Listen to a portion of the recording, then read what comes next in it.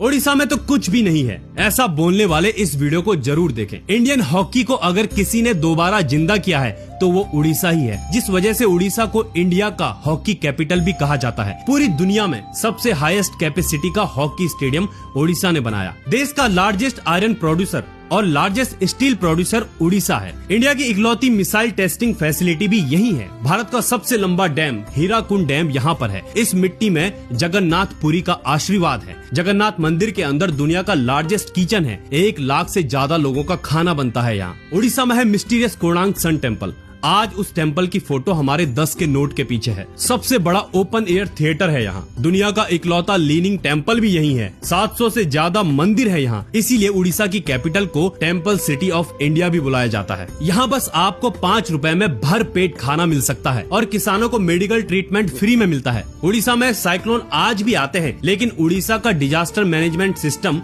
इतना एडवांस है कि यूएन ने भी इसकी तारीफ की है। अंग्रेजों के गुलामी के दौरान सबसे पहला आंदोलन उड़ीसा की मिट्टी से शुरू हुआ था। सुभाष चंद्र बोस इसी जमीन में पैदा हुए थे। उड़ीसा के बारे में ऐसा क्या है जो मैंने मिस कर दिया, कमेंट में जरूर बताएं।